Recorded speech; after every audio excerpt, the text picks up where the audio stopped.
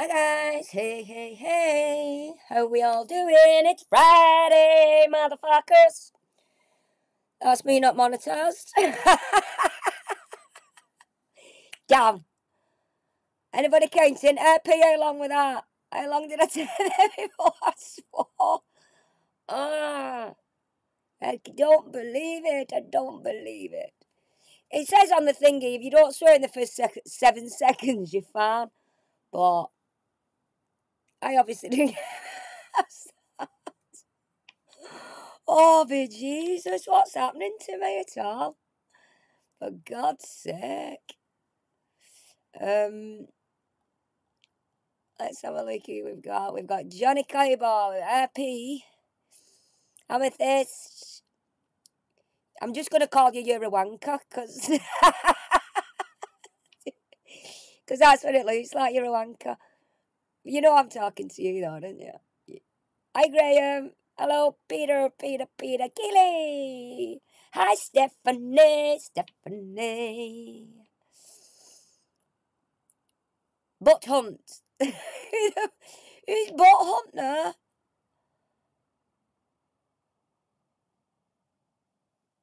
Bonjour, all you succulent hams. I'm having an idea. I will be in ping test commencing now. Are you doing ping tests? Hi, Reese.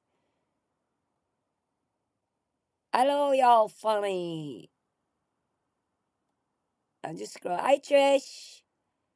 Hello, Rach. I don't know why I'm shouting at y'all. Hello, I'm Amethyst. Have I said hello to you, love? Hello again. You know, I'll just keep scrolling and saying, hello, 20. Hello, Zuzu. I love that name, Zuzu Clover. Hi, Dick. Hello, Slinky. Sexy Slinks. You're a wanker's here again. See, if that were for... If I not for... Hey, Ratten's... Hey, Luke. Chat's on. What's happening, should we say? We get it bigger. Right? Hey, look at that. Hang on. Wait, like, yay. Chat's on. Not have it that big, though.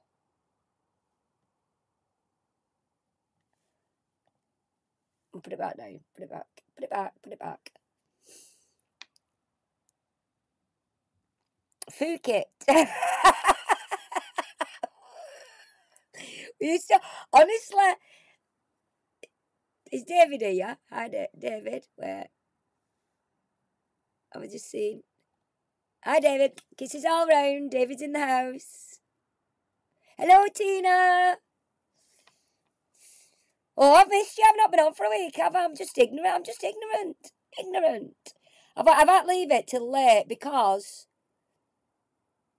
these builders here, I weren't supposed to be having any this week. The main boss man who was on my refurb video, you know, in with man with job. He had a tiling job for to do this week, and it was a big project for him. On some fancy, I don't know, some big fancy thing any road. So we said, yeah, fair enough. You got go and get it done.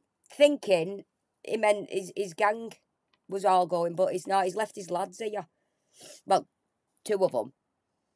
So they've been here all week anyway, because bad weather's going to come, where they've done the dormer. No. I'm going to do another one because they put the dormers on now. They've had to cheat it all up and batten it all down because we're going to get bad weather over at weekend, and there's nobody here over at weekend, you see. So they was here till half an hour ago they left. So they were still hammering and banging here out at the side of me. So that's why I thought, I knew they were stopping longer, I didn't realise, so I thought if I just do it till 8:30, I know they'll... Hi, Marcus! I know they'll definitely be gone. But they only actually left at 7:45, so it's a good job, really. It's a good job. Hi, Fletch! Oh, thank you, sweetheart.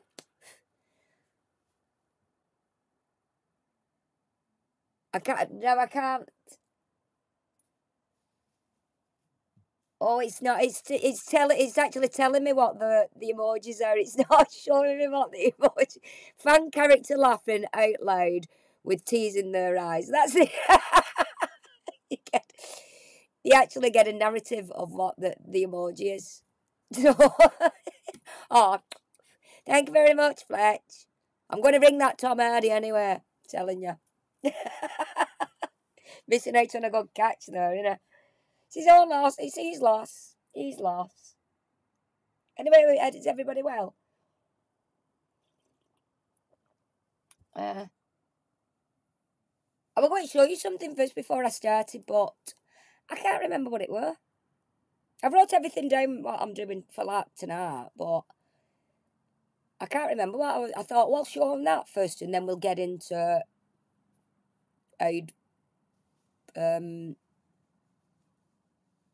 what's his face there? What's happening here? Hang on. Is it still on that? Where's my thingy gone? Oh, you all disappeared then. Oh, it's there. It's back. It's back again. Back again. Are you well? Are you well? I know you're well, Slinker. I know you're very. I know you're very well. You do miss a useful man. Glad the conversion is going good. It is going good. We've had they've been doing footings for the the conservatory extension thing on the back. I know. They've been doing that today, so that's not been too bad. There's not been too much noise, but because he's home as well, he's having time off work for be here as well.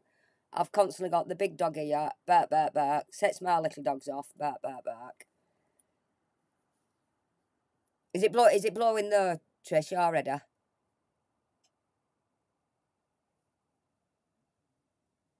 Blowing a hula? What's a hula? Trish is blowing a hula. A hula hoop. Oh, thanks, Steph. It says it's coming on now. I'm not moving in it, that's the thing, I'm not moving in it now. Because I got used to my caravan. I'm a clammy cunt in this caravan.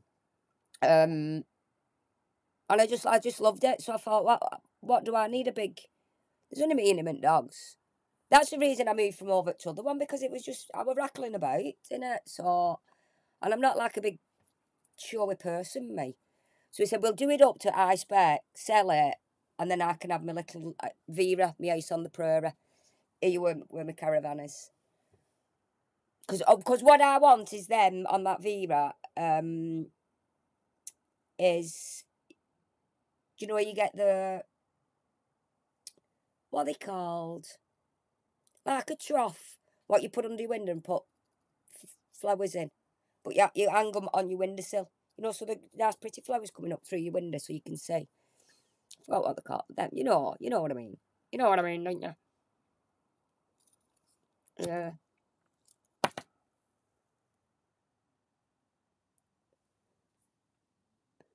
Thunderstorms, hula. Tracy, what the hell's hula? Oh, hula, aye, very, very windy. Oh, so hula means very windy. Planter, that's it, amethyst. Planter, window boxes. Anything but a trough. Trough. I'm glad you all knew what I meant. Yeah. Are you looking into flip some properties too? Yeah. You can get some good. You can get some rather cheap ones this moment in time, Steph. I've been looking myself. Just do like a quick refurb on them and flip them. But this is doing me head in. Anyway, so I'm in 2 miles weather to do it. Do you want come and clean my windows on my caravan? I'll tell you what, mate, because there's plenty of windows on this caravan. It's windows all the way around. There's loads of windows. I'd have you here a week cleaning them. They need constantly cleaning all the time because of these dogs. Up on them, paws, licking. I've ones that licks window all the time, our whisker. Tongue hanging out and everything. He's got ADHD and he gets overheated. when he gets overheated, he sticks his tongue on glass. You know, cool him down. So they're just full of slaver and everything. Little bastard. So we're all okay, yeah, we? Good.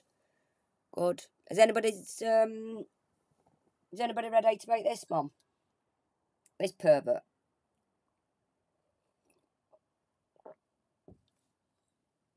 Yeah, window licking ADHD dog. Yeah, I've got. He's 11 now. Yeah, whisker, like a terrier. Is it Dawn? I actually use. I get a big bowl of red hot water and a tiny drop of washing up liquid and wipe them down.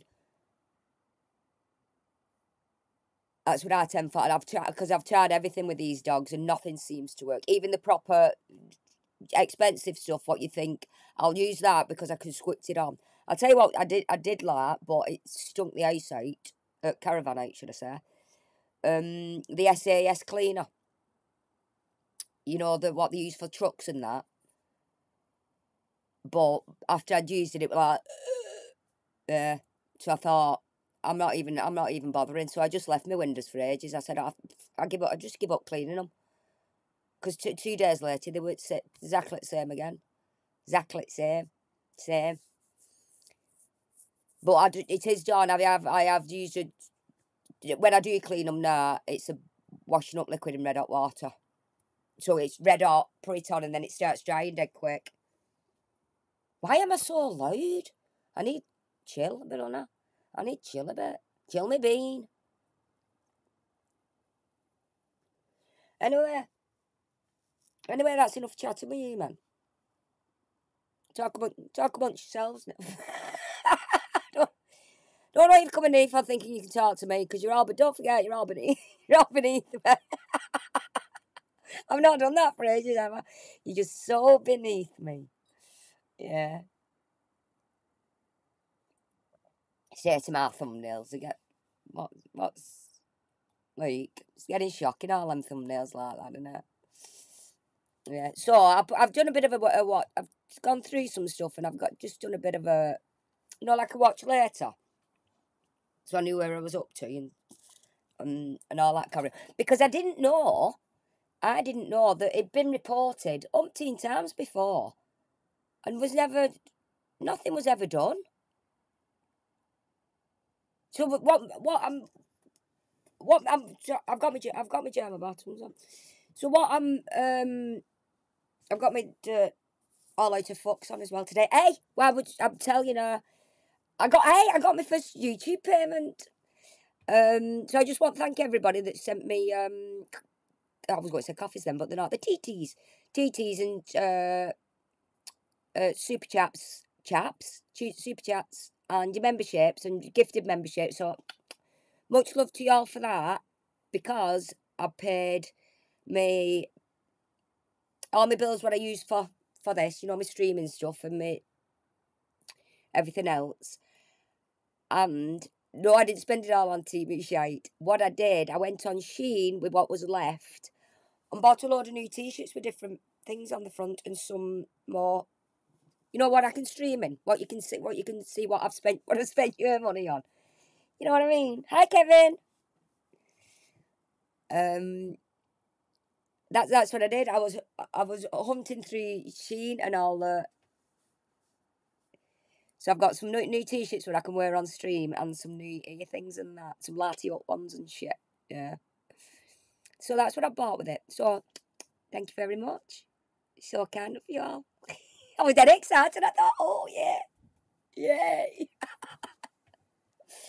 I'm like a shelter at Christmas here on Shein. Oh, I'll get that. I was thinking y'all why I was buying them as well.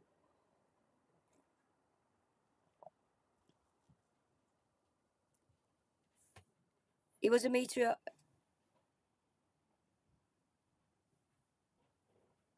Oh, is it Kevin? He's a cock in a frock. A meteorologist in a hotel. He was a meteorologist. That Trisha, that big word. what I can't say. Obviously, I can't say. Meteorologist. Meteorologist. Yeah,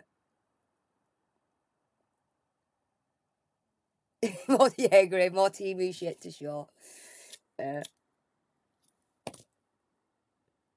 What's it say? It says all out of fucks. It says that's what it says on this. I've got some crackers coming from Sheen. I've got some good ones. Oh, you was Hurricane watching last night. Ah, right, I'm with you now. Oh yeah, I saw something on. Well, it weren't last night. It was this morning. It was a live feed with that hurricane. Well, it said it was live. It must have been live last night, and I've just seen a replay thing of it. Yeah. Right, so, like I said, I didn't know all on this one. A decade later, a 15-year-old reported This, I've left it here because... And they haven't. There have been multiple attempts to expose Alfayed. In 1995, he sued Vanity Fair after it alleged sexual misconduct and racism. 2 years later, a documentary... So it was, the first one was 1995. Was that not? Right. So he started Arabs in 1985. He started. Do you like this one, Rich?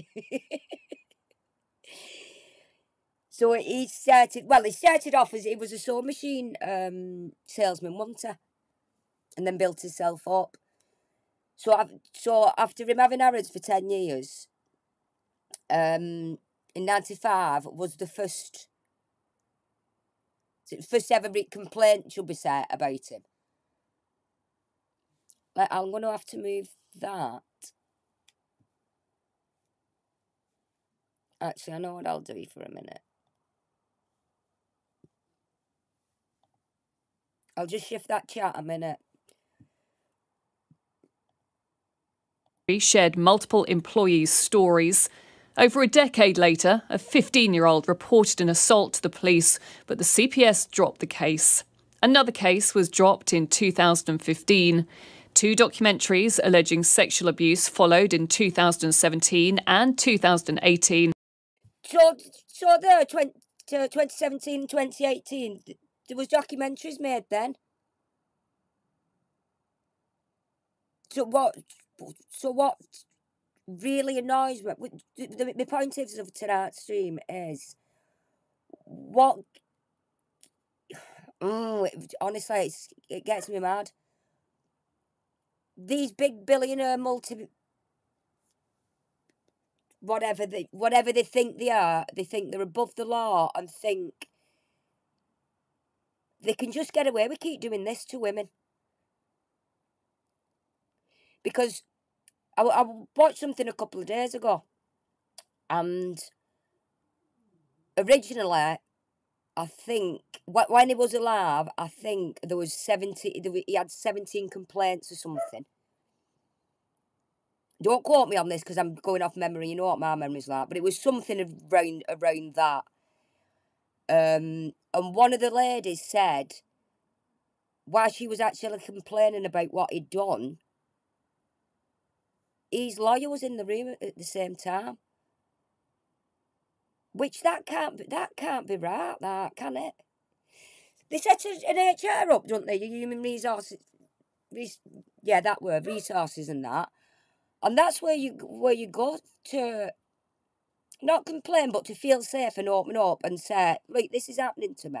Something needs to be done about it. But nothing ever gets done.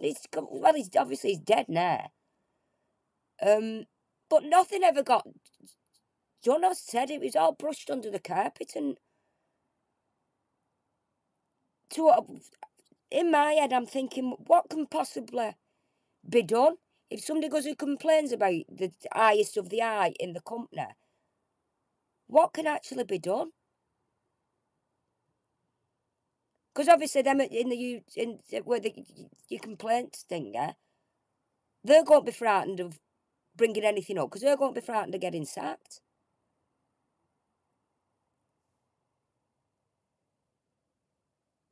it's beyond ridiculous.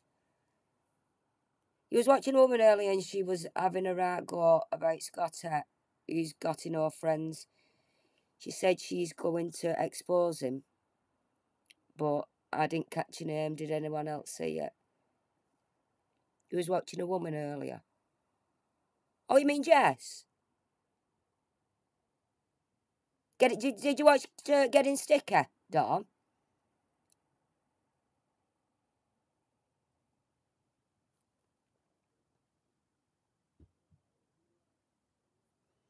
Happy to see me back in the saddle.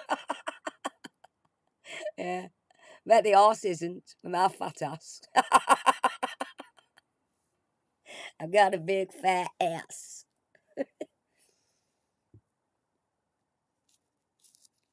Yeah, he was Tina. I remember that. Sherman was in charge of the CPS, yeah. And he let Savile go free, yeah. I'm good, Kevin. Thanks, love it. How are you? How are you, sweet? Are you all right? Yeah, it's Getting Sticker, Dom. It's Jess. She's one at mods in here. I don't think I've seen her tonight, actually.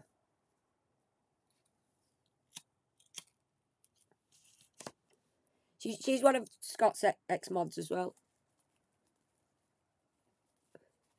Have you been out and about, Kevin? I've not checked. Like, I've not checked past few days. I've not.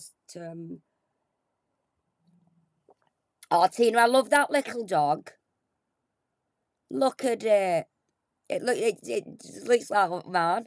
My little white fluffy ones. Oh, bless it. Look at it. So sweet. What is that giving there? What is that?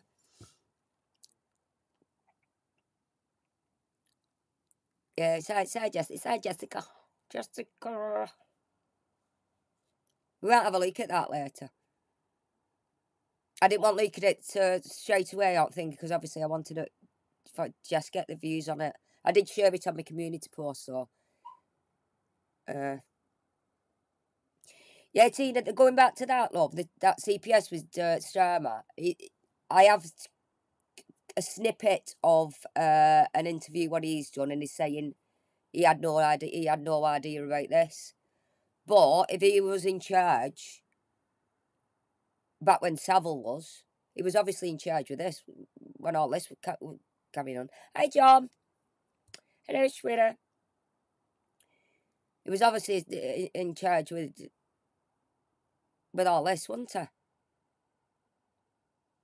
So was he getting backhanders for brushing under carpet? Who was actually getting the backhanders for? Because it's come out now that there's hundreds of them. When I first heard about it to the day, it said there were 27 women had come forward, and now it's up to 60. There's 60 women now come forward, and 200 complaints what the police are looking into.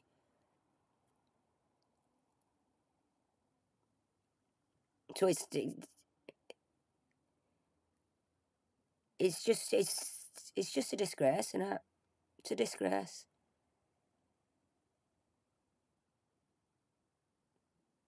Yeah, you Edwards got off with his wrist slap, didn't he?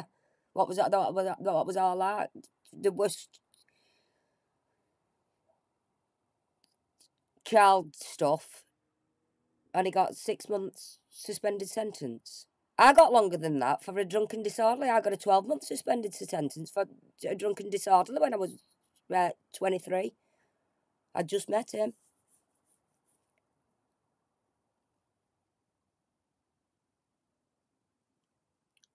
Oh, is it Bruce? Oh, little Bruce. He's so cute. He is cute. I'm talking about Tina's dog. Tina's dog now. I'm having a few conversations here. Yeah, Sturmer's definitely got to be the bent, hasn't he?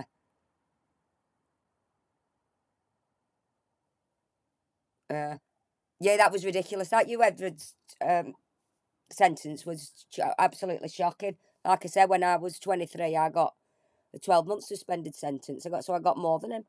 I know I didn't get locked. you obviously don't get locked up for a suspended sentence. You just got to be good for 12 months, not get in trouble again for 12 months. So what they're saying to you is, don't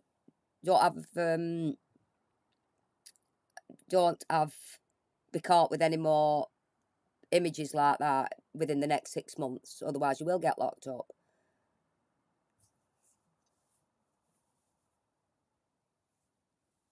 I'm a bad, I'm a bad girl. Hi, Suzanne. Hi, Suzanne. Excited. I don't know. No, that's not me tonight. Is this horrible? Look at him. He just, he's just nasty, and just looking at him is nasty. I always thought that anyway. Before I'd look at him and think he looks a bit. Yeah, he probably got free clothes from Harrods, didn't he? And in 2018, 2021 and 2023, the Met Police asked the CPS for advice on investigating Alfayed. So in 2023, that's when he died, wasn't it? He died last year, didn't he? So they asked CPS for advice.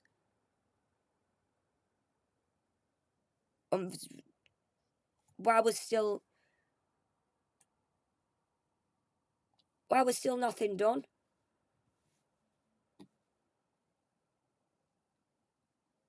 So the police are asking for advice for what to do, and that nobody's at crime prosecution. Nobody's to me that's saying nobody was advising them to do anything. So how does that work? Can they not? Because I don't know if they're not getting advice from the CPS. Can Scotland Yard not do anything about it?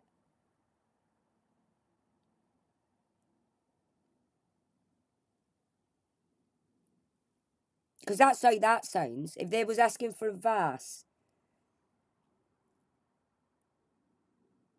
at crime prosecution, what it was like they couldn't go. Police asking for advice to arrest criminals.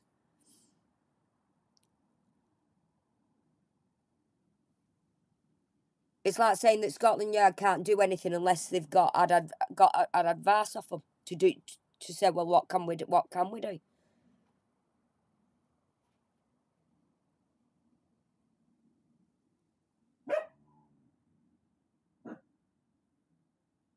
So if that's the case and they can't do anything, I think it shouldn't be up to it should be down to the law of Scotland Yard, and they bring the people into like him. Why didn't they go and say, right, we're arresting you for these, and we're interviewing you, and these are the complaints we've had. Why has it got to go through crime prosecution anyway? I just think it's just all back to front. They're not letting. To me, that's like saying they're not allowing the police to do the job because he's a wealthy man.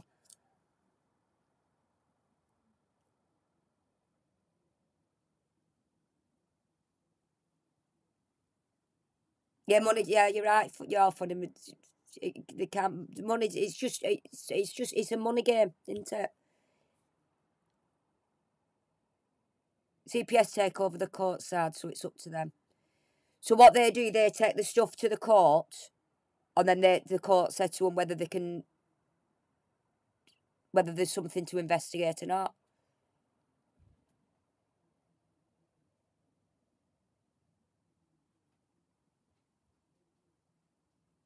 Because what they're doing now, they're saying it don't matter because he's dead now. Still come forward with your complaints of what is done, because they'll see if there's anybody alive that was it actually involved in it? Because there was somewhere along the lines it was said that he had like a manager that was employing people who he knew he'd like, and like taking the person he'd employed to him. Like, sort of trafficking, really. You know, interviewing people and think, oh, we'll like her, or we'll like her. We'll employ them, and then they get sent away with him.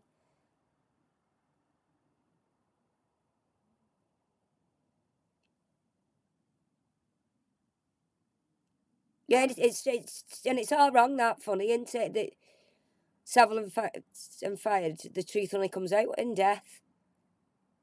And these women should have been able to have some sort of voice. Court case and a sentence for him while he was alive. And what them women have had to go through, it's absolutely shocking.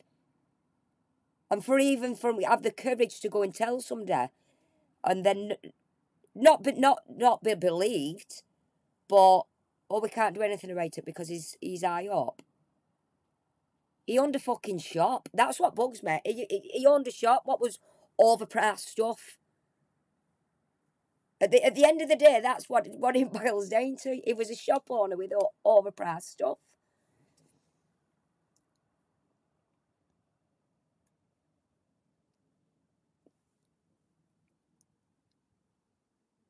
It's just because he's got the money that he can buy what he wants. Like, buy women.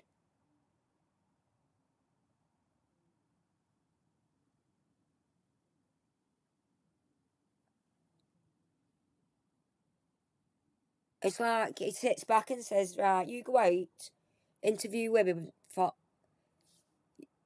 who you think I like, and then bring them to me. Yeah, for all football clubs, they were full of football, weren't they? Because there's investigations going on in there as well, isn't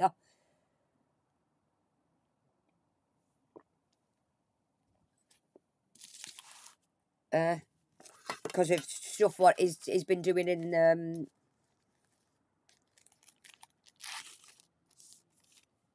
with employees at in the football world. Yeah, yeah, Fletch, you need Zaris when you've got TV. Oh. Yeah, you can, because you can buy police judges and everybody, anybody who's bent enough.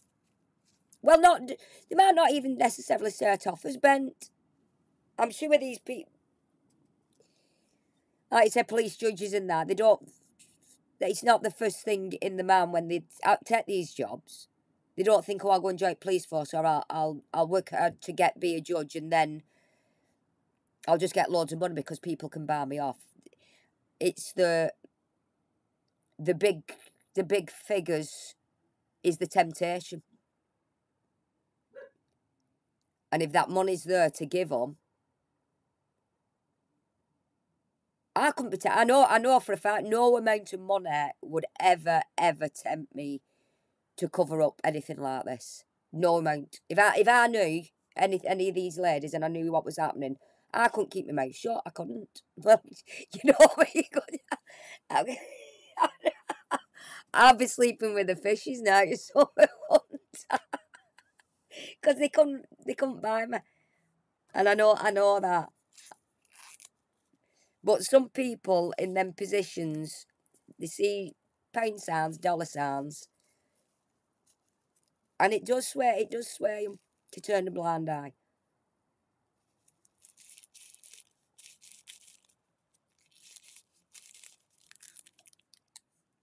But it's how many more people like him are going is going to come out. Is this another way of putting safeguarding in in companies like this. Well, not even necessarily companies like this. Just any company, really.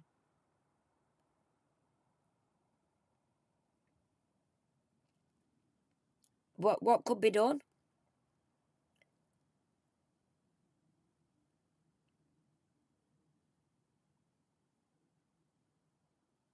You don't see some billionaire woman owning things and then doing all this to men, do you? You don't see that.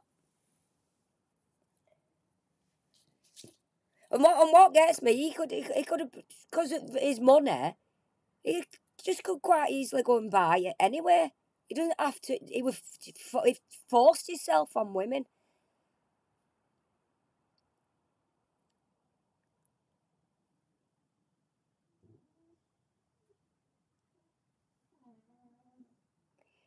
He was only 17 and you worked on a Saturday, Sunday for pocket money. And the son's boss of the factory was after you. He was horrible. So I'm told my boss. And so they sack you for it. See? It goes on everywhere. I think I was about 17 when I when I left school. I went straight into factory work. And where Ace was, I was walking down from the toilets, and one of the fellas come out where they did the loading bay, you know, where they loaded them up with them trolley things. And he walked up behind me. We used to have the white coats on, you know, for keep things clean and that. And he come from behind me and put his hand, just shake it like down my top like that. And I shit myself and I walked off back to factory line. And my mate said to me, Lisa, and I remember to this day, and she says to me, "Are you all right?" I said, "Yeah, I'm fine." She said, "You've gone dead pale," and I couldn't tell anybody what he'd done. And then a couple of nights later, we was all round my mates. She was having one of them like a group reading thing. So I said, "Oh, I said I'll come," because I weren't hinting on none of that. But I said, "Go on, I'll come along." And I was telling her because she said to me what was up with her, so I told her. And she said, "When we go to work tomorrow, you go into office and you tell Graham, that you were manager then, what had got on." And I absolutely shit myself. And I thought, well, if she's telling me it's the right thing for to do, it's the right thing to do. So I did. They suspended him for a week with a week's pay while they said they investigated. And then they let him back. And then they come to me and said, "Oh, we've let him back, but because the toilets was past the loading bays, if you need good toilet, just take one of the girls off line with you." And that were it. And that's, what, 20 years ago? No, longer. Longer, what am I on about? How old am I? I was 17. 30 years ago. Fucking hell. 20 years ago. I know I was 17, 30 years ago, yeah. So 30 years ago, it was... When I think it's more spoke about, isn't it? Like this, people. I know he's dead now, and people are only coming out now because he's dead. But it was like at my age back then, 30 years back. It was something that not that were not heard of, not spoke. If it were done, I don't know, but you know, with others, I don't know. But that's why I thought I didn't want to say nothing because I'd only been there 12 months. I started working there as soon as I left school when I was 16. And I thought, I don't want that be not rocking the boat, but look like I'm complaining about something. And it was only because my mate told me, well, because she said, "That's not, you can't do that to you." So it was only because my mate told me that I went and thinking. But like I said, nothing were done. Yeah.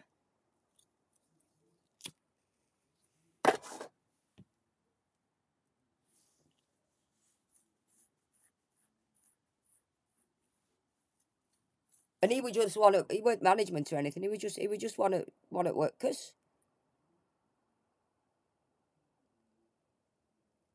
I reckon he was in his 80s. I reckon then he was in his 80s. He's dead now. Because I still know who he is. He was in paper. I'd left Any Road. Not because of that. And I remember a few years after, he was in local paper for, I think he had some form of cancer. Can't remember what sort it was. But he ended up on front at local paper for something. I don't know whether there was... Can't raise money for get him this treatment for thing. But it's just that. It's just something I vaguely remember because I thought, oh, that horrible bastard on front of paper. Anyway, he died. He died. But like I say, I don't know how many other young uns he'd done it to. Yeah.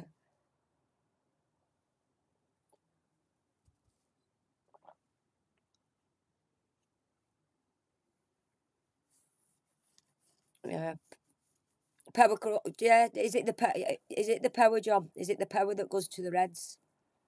You know, they think I've got all this money. I'm a billionaire. Nothing can touch me. Nobody can do anything to me. So I can please myself and do what I want.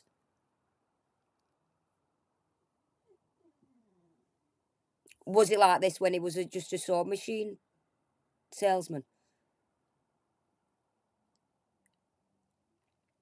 Or did the billions and billions of pounds change him?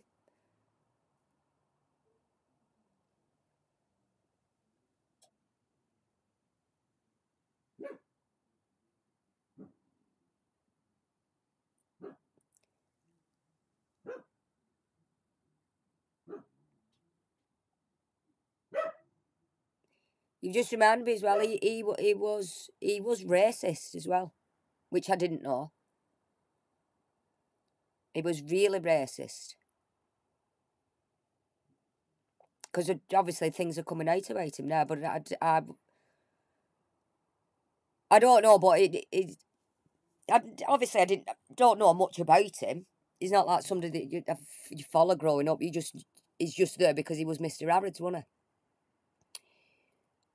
But another interview that I'd seen today was they were saying how racist he was against blacks.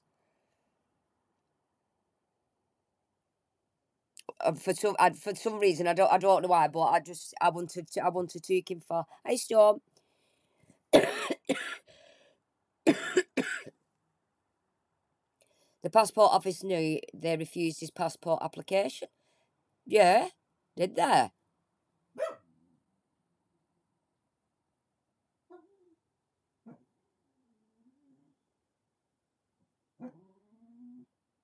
Hey, would that work, Storm? If he had his own planes and that, do you still need a passport if you got your own plane? I don't know. I don't own an aeroplane. I never will own an aeroplane. Can you imagine me in my own private jet taking the piss down the side and big fuck off letters? She's taking the piss. Oh, he never got a British passport, right?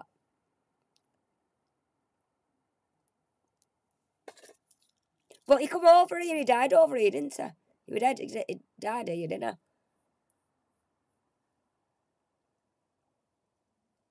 Or did he want dual citizenship and he wanted a British passport, but they said no? Is that all it is?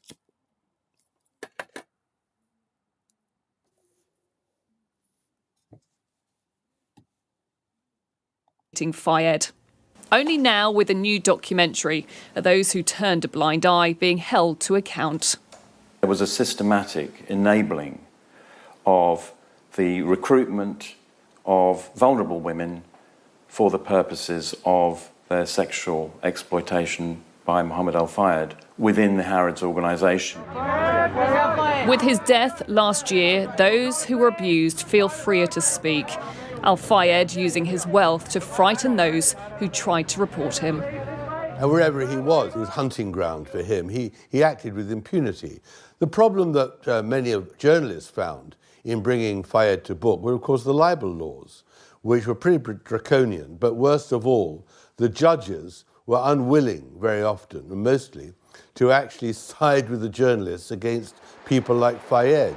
Senior executives who used to work at Harrods have told us how toxic... Yeah, so the journalist was reporting it and when they heard something, obviously they're going to report something because it's shocking news and things like that. But if the establishment, if you will, call it a whole thing,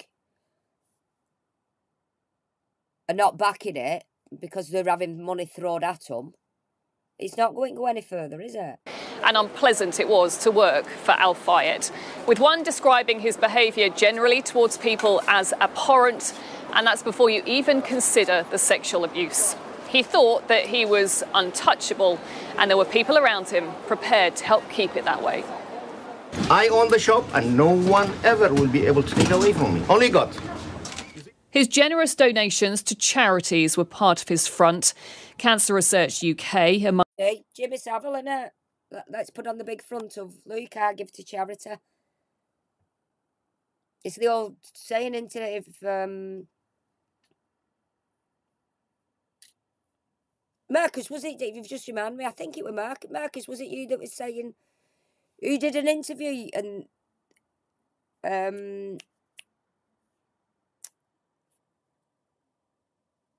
what was the fella's name that first spoke about Jimmy Savile? And they took him off, took him down, and said, no, you can't say that. Who was that, Marcus? No. And didn't he give a lot to charity? And some reporter asked him and said, oh, I've been giving to charity. And he said, I don't want to speak about that. What I do with charity is my business and I do it behind closed doors, so I don't want to talk about it. I'm sure it was you, Marcus, that was on about that.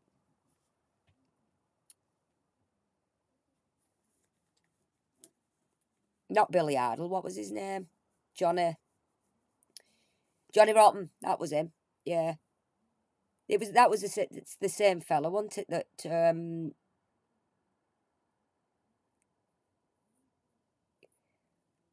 did Louis Theroux do it as well? I know there was an interview, and he was saying, "I don't speak about my charity. I don't want to talk about my charity work." But it's people like this that do it blatantly. I give so much to charity. Look at me giving to charity. I'm such a good person. When really deep down they do things like this.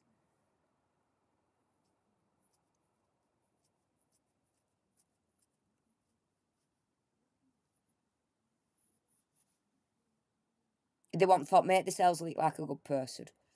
Where I've always said, you don't have to bang on about being a good person, you just be one. Wouldn't you? Among those saying they'll now reconsider their future links with his foundation. For too long, his victims suffered, their courage to stand up only ignored. Now those who could have stopped Alfayed sooner in his absence must answer for him. Rhiannon Mills, Sky News. Let's do this thing. This one's pop. That's what I want to do. This is what I want to do.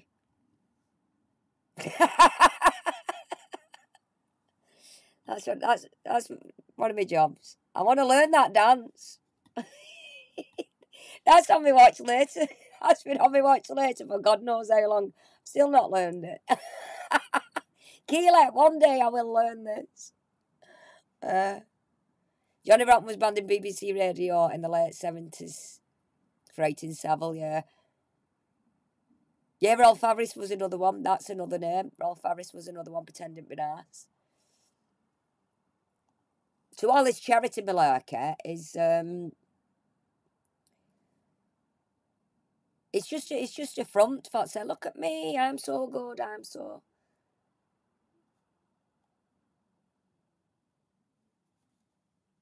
I've got a few of these clips here. I'm just going to run through them because I've not watched them.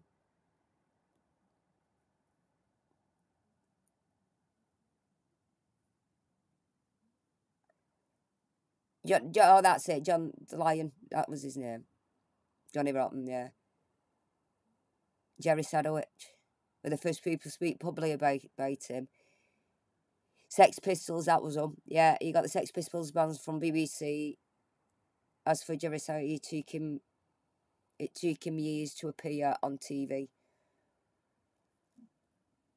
Thanks for that, John. Laden, yeah. I knew who you meant. I did say Lion because I was just reading the thing, but I knew you meant because there's John and Joe, isn't there? John and Joe Laden.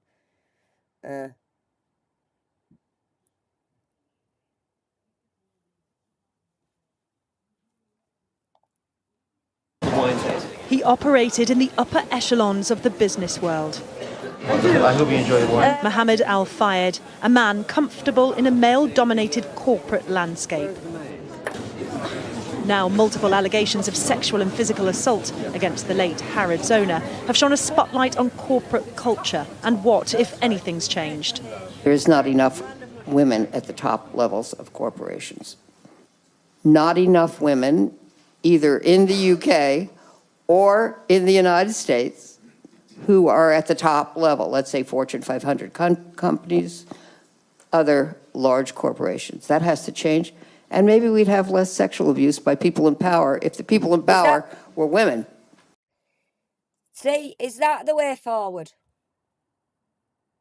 Is that why they keep women in these big companies, the Fortune 500s like she's on about? Is that why they don't let women up at the top, on the top levels?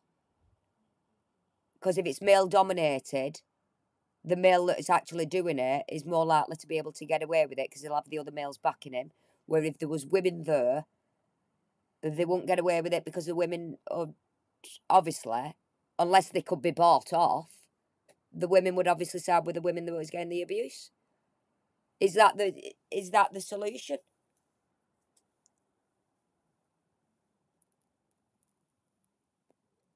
Because there's got to be something done, haven't there? They can't keep. Because if there's nothing done, this is just going to keep carrying on and carrying on and carrying on, isn't it? Oh, good night, Dawn. Good night, sweetie. Thanks for coming, love.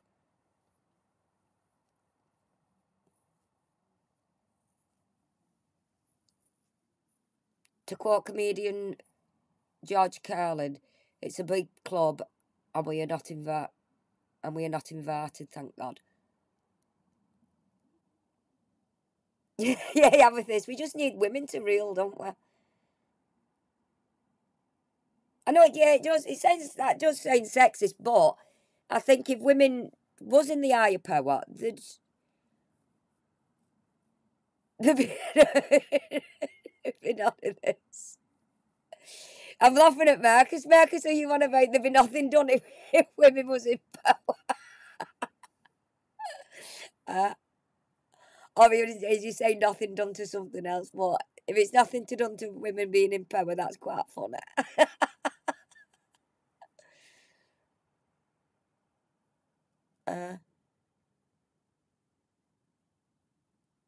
Should it be a standard thing where it's at least 36, 70% women and men? If they still want the more men, but at least have some women in the higher.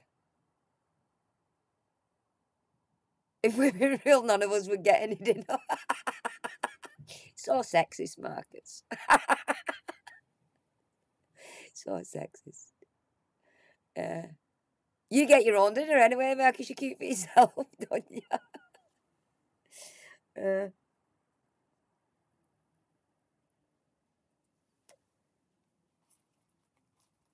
Have there got to be some sort of? Well, it's in America. It's a bill, isn't it? What do we have? What do we have over here?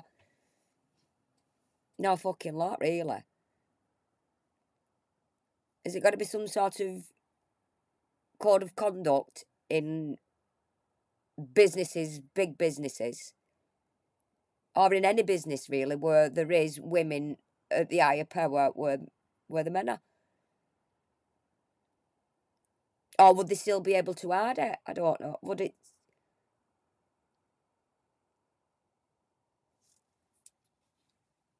But I like it. Gloria Allred representing Oh, he's another one, isn't he? Weinstein. Alleged victims of Alfayed, also defended those of Harvey Weinstein, a man abusing his power at the top of Hollywood, where non-disclosure agreements or NDAs were used too. It was the legal threat that kept me silent far more effectively than Harvey. Zelda Perkins, one of Weinstein's victims, says it all begins with an NDA. I think they're the complete root of the problem. They're one of the most prolifically used tools to not only enable abuse, but to continue abuse, because women cannot share their stories, which means that they don't know what's going on around them. They're totally isolated. They can't warn other people. Yeah, because they have to sign these NDAs and they can't, like she said, they can't talk amongst themselves to see if it is going on with other women.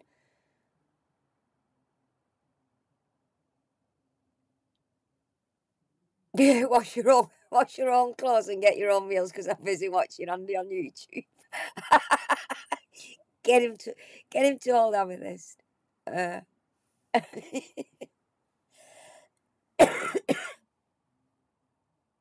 It was only 6 years ago the President's Club scandal broke, a men's-only London charity dinner where waitresses were allegedly groped.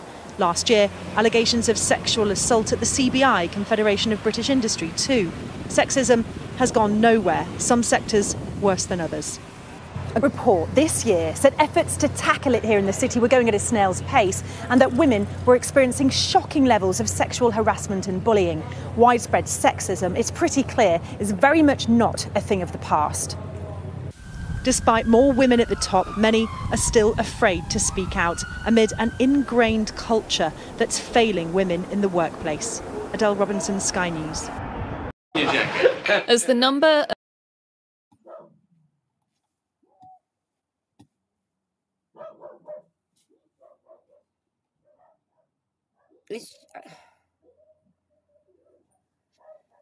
Because that's another way. It's the way around it, isn't it? These NDAs. You go in and you go to.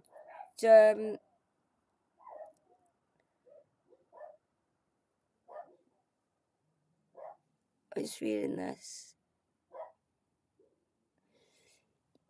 Say for instance, this now. I go for a job at Harrods. If he's still alive, I go for a job at Harrods. I get the job, but they say you have to sign an NDA for anything.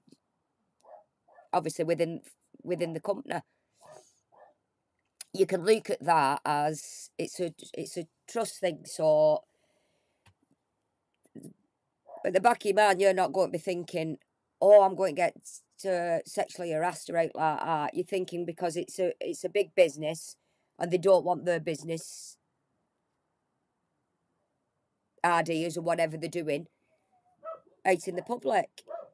So that's a way of, well, just sign this NDA and then we know that you're not going to speak about anything in the company.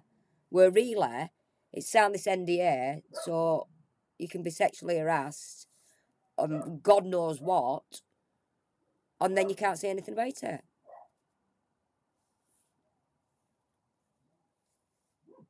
Should there be a clause in the NDA where, well, sign this because we don't want you to say nothing about the company, but if you get sexually harassed, you are able to say? Should there be a change in the NDAs? Yeah, NDA is a standard in the work contract with these people. But that's what I'm saying. It should be the clause in it. Should it be? But if it's anything to do with sexual harassment or anything like that, you are allowed to speak about it.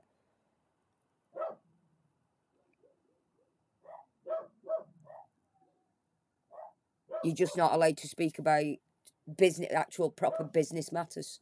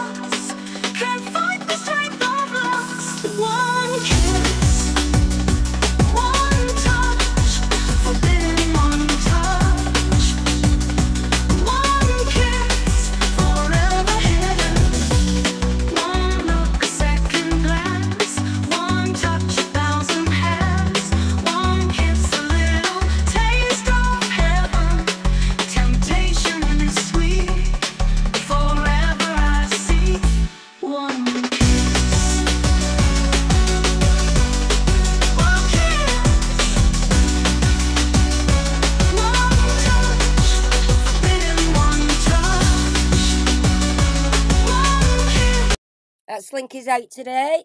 Slinky's. Go and check it out. I'll not play it all because you can go and like, you can go and check it out. Check it out.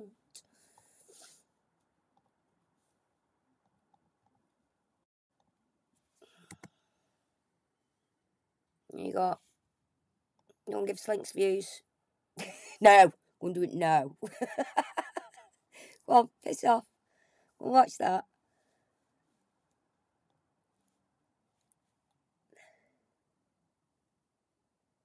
What was I saying? Yeah, these NDAs I was on about, wasn't I? No, I had to think of them. One of my dogs was going absolutely bananas outside here, and I didn't know what she was doing.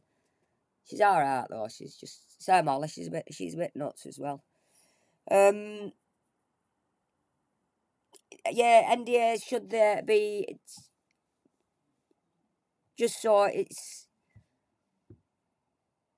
you can have peace of mind when you start in a company like, well, any company.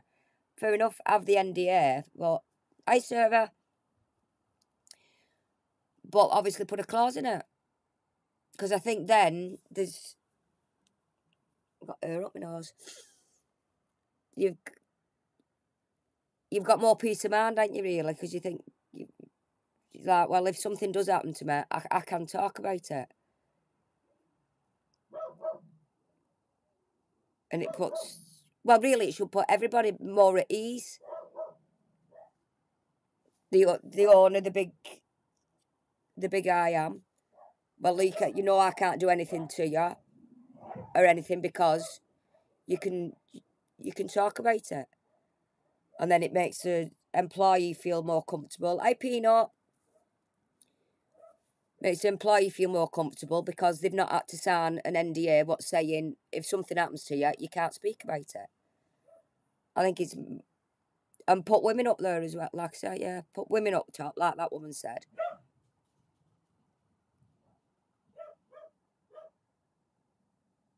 Yeah, women have always spoken out, but there's still nothing getting done.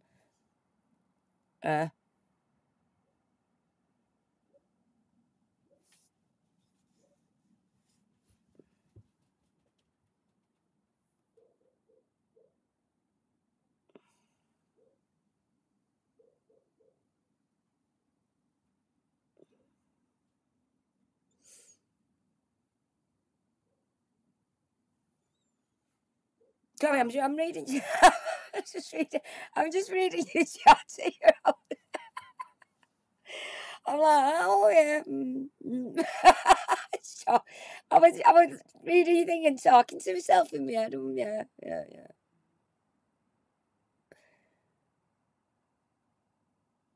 Right, just somebody did it. Did what? There's two people I want to have a look at here.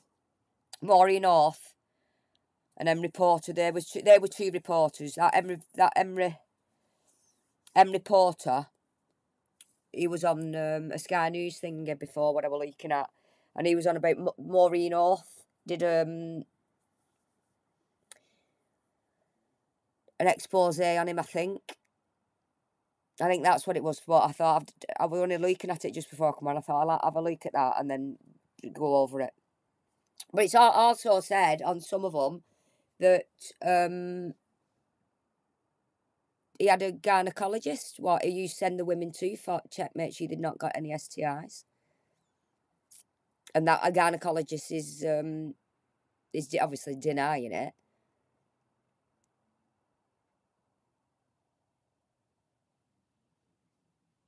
I had a boss once, he wanted to take you up the moors. He was a slam baller and his wife worked with me. I don't tell her. Don't tell her what he said. Really? Fucking hell.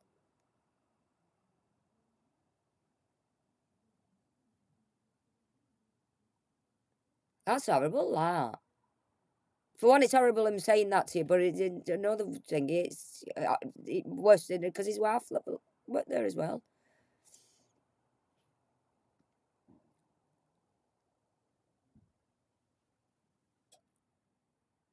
Miss Tess is over here in the corner, John. She's naughty. She's in the corner over there. I don't think you can see her from here. She's just in that bottom corner down there. Down there, she is. Well, wig is. That's where wig is, down there. Should have it here, shouldn't I? Wig on display. My ideas get up. Oh, thanks for coming, Rach. Night, love.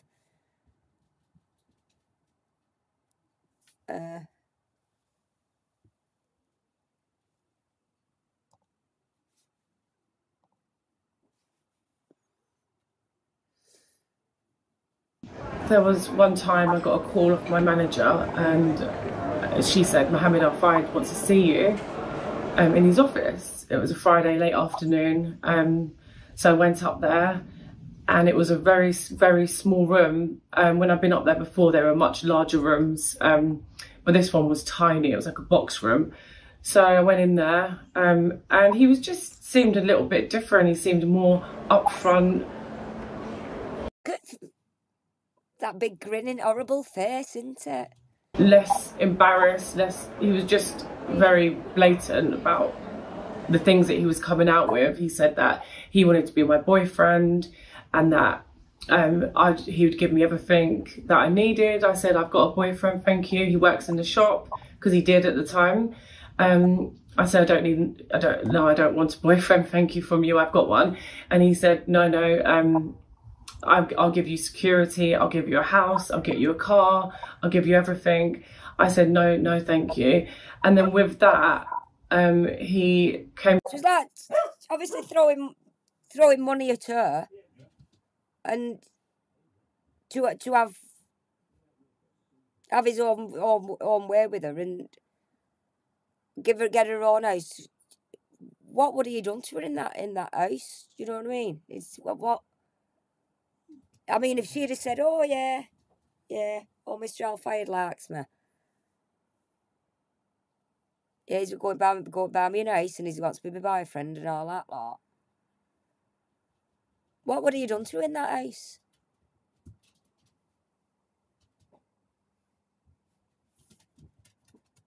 Came towards me and he did actually put his tongue in my mouth, which is disgusting because I was 18 and he was in his 70s. Christ, he was only 18?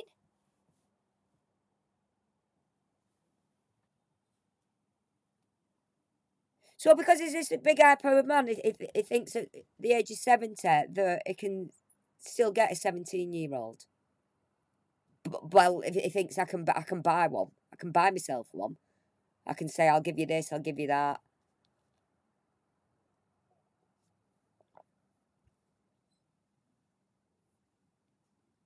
And I just moved back. I said, no, what are you doing? And he was a little bit like forceful. There was a bit of a fumble. And I said, I let me out, I want to go. But I couldn't actually get round him because the room was so small. He was stood in front of the door. And then the longer it went on, like he kept saying, oh, what's wrong? Calm down, what's wrong? And yeah, eventually he just let me out and I went and never went back up there. And how do you feel today, now that you've heard about the other revelations of women coming forward with allegations of rape?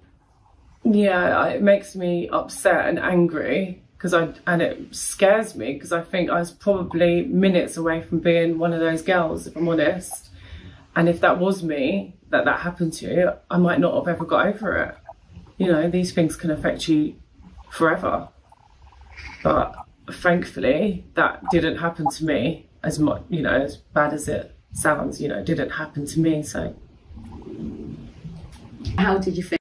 But she was only 17. That's got to have been absolutely petrifying.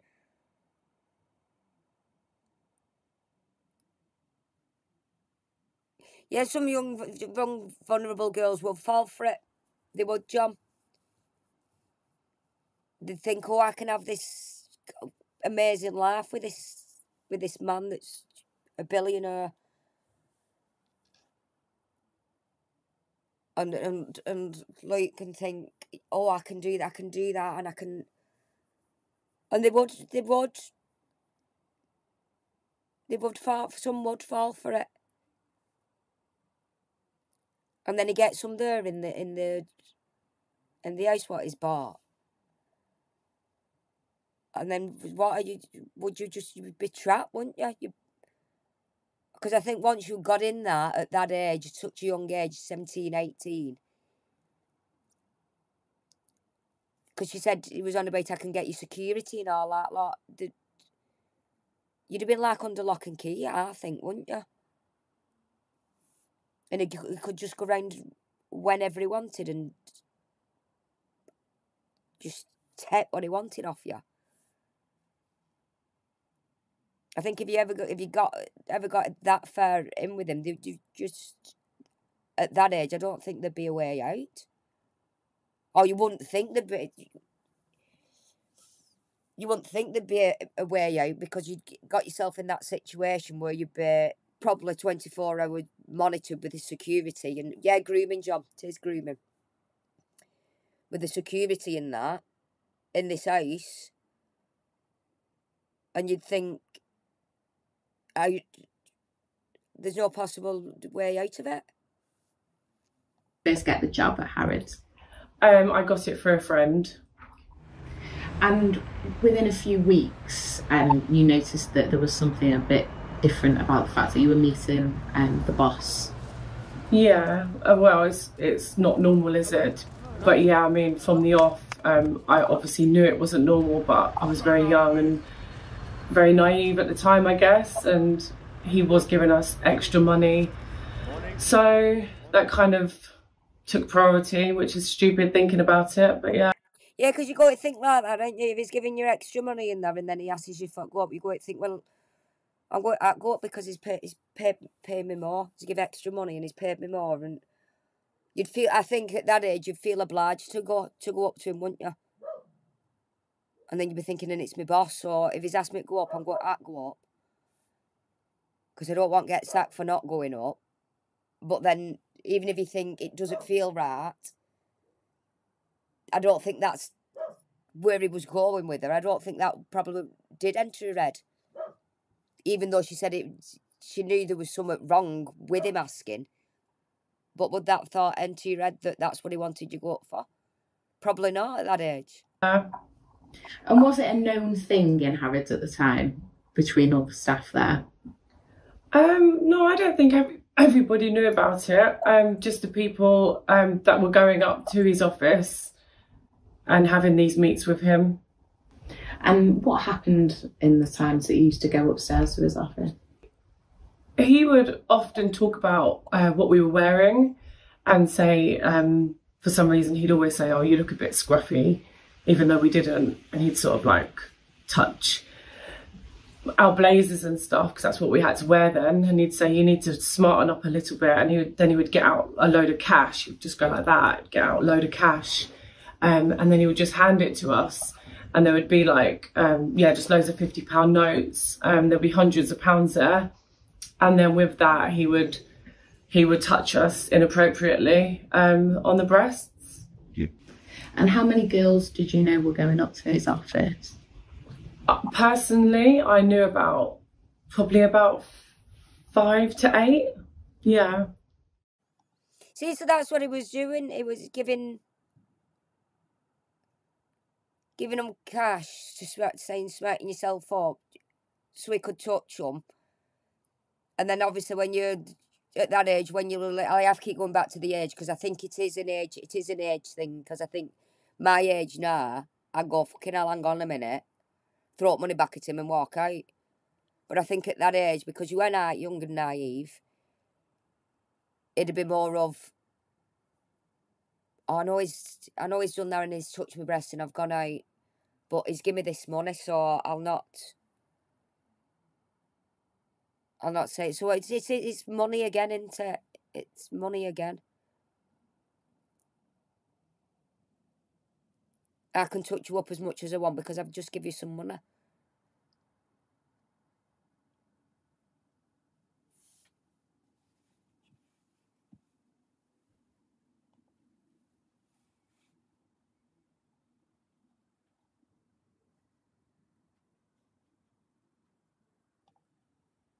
He'd looked me up and down and said, now, Mr. Alfayed is going to take one look at you and say something along the lines of, will you be my third wife? Can I have your assurance that none of this light-hearted banter will make it into your piece? And because I was writing a piece for Tatler about the Scottish independence... What's this? I've wanted to send young reporter bulls. Wanted to send a bull's testicles. What's all this about? Independence referendum at the time, I didn't think it was wholly relevant if Mr. Alfayed was going to propose to me. So I said, Michael, not a problem. I'm really not interested. And I sort of, thought I could bat it off, which I did have to, because then I went into the even further into the hot apartment, into the sort of weird sitting room. And Mr. Mohammed appeared in a dressing gown. He was 85 at the time. He appeared in a sort of silky dressing gown. So Sophia Money-Coutts interviewed Mohammed. Why slander Alfayed? Wasn't it okay? Just no. Just no. Just no, lad.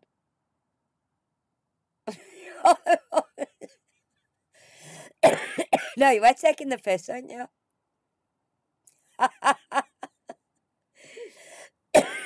just slandering him. Not done nothing wrong, has it? We're all just here just slander, load of slander. Not done nothing wrong at all. Alfayed over a decade ago, and she's written about it in today's paper, which you can also read online. Welcome to the show. Hello, good morning. You talk about this rather sort of bizarre interview with Alfayed and sort of how both inappropriate and weird he was.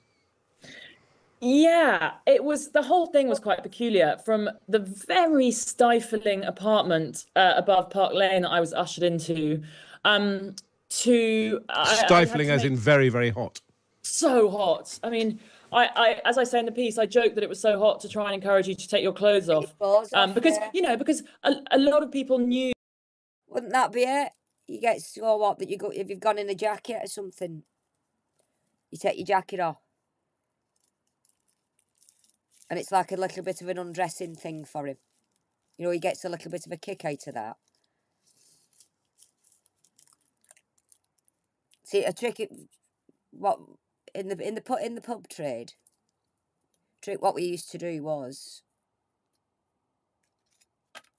turn the heating up and get it hot. they drink more. That's why they used to have peanuts on bar. Obviously they don't now because of health and safety, because there were more pee in the peanuts than there was nuts. But that was another why they used to do that. Make you thirsty. Eat the peanuts and you'd be more thirsty, so you drink.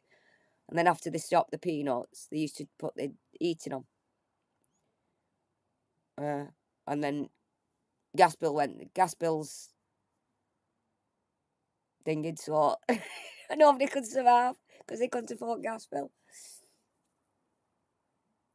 You or had heard whispers, like with a lot of cases that have come out with other men in recent years. There had been rumours about his behaviour for some time. So I sort of I'd made the joke before, maybe at the time, and to people when I got out of that apartment later after that interview, that it's so hot in there, because I thought maybe it was to try and encourage me to take off my shirt or something. Anyway, I had this peculiar interview with him, and his spokesman beforehand had asked me, he'd looked me up and down and said, now, Mr. Alfayed is going to take one look at you and say something along the lines of, will you be my third wife? Can I have your assurance that none of this light-hearted banter will make it into your piece? And because I was writing a piece for Tatler about the Scottish independence referendum at the time, I didn't think it was wholly relevant if Mr. Alfayed was going to propose to me. So I said, Michael, not a problem. I'm really not interested.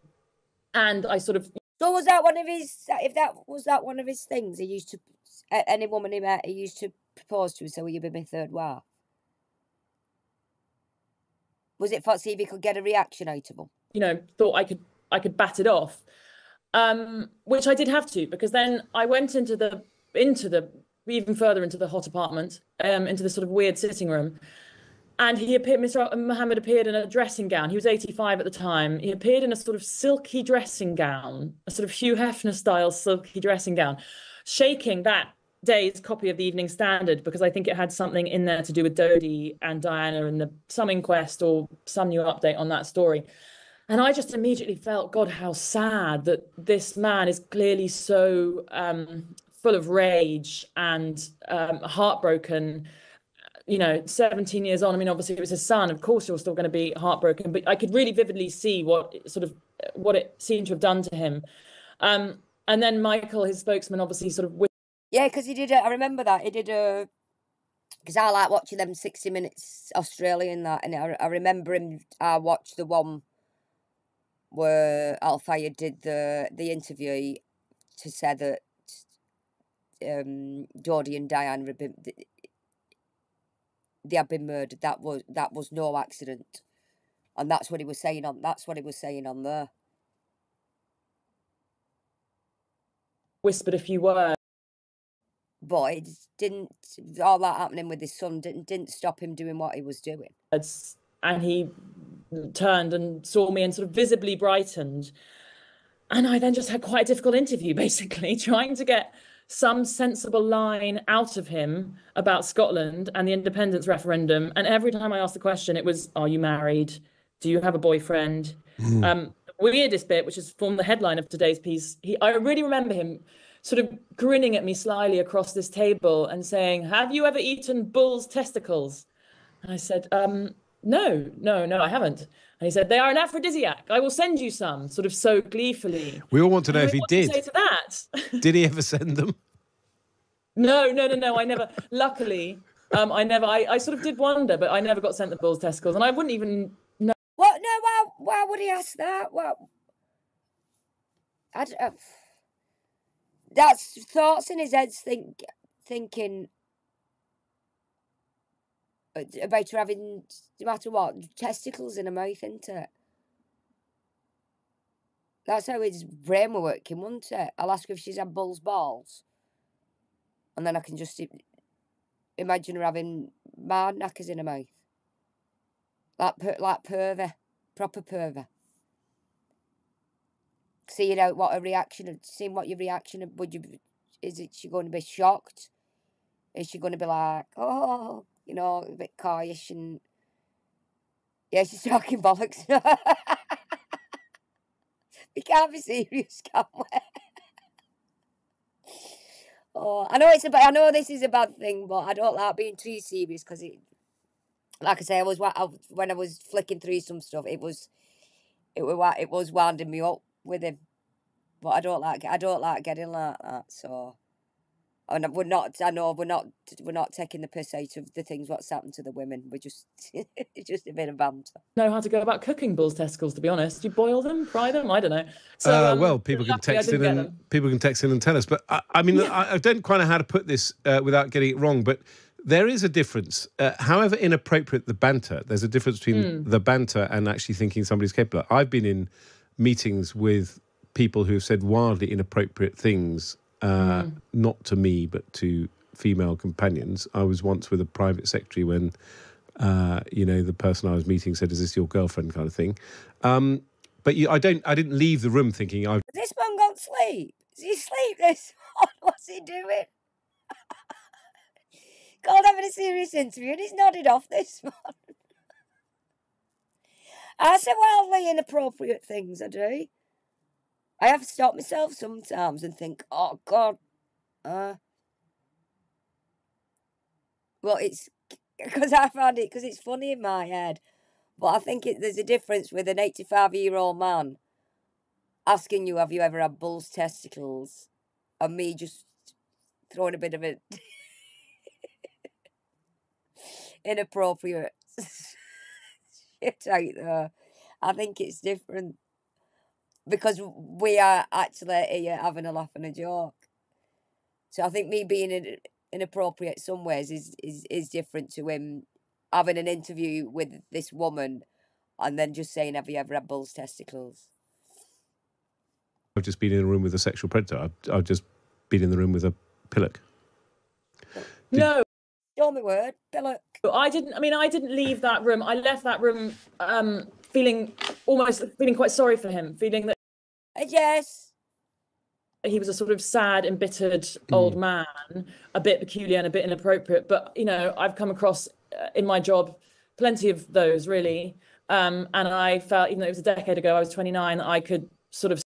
Yeah, see, so she's going to have, well, her line of job, journalist and that, she's going to have some inappropriate things said to her. So, like she said, she probably didn't take it as he was a sexual predator. He was just being a bit of a knob.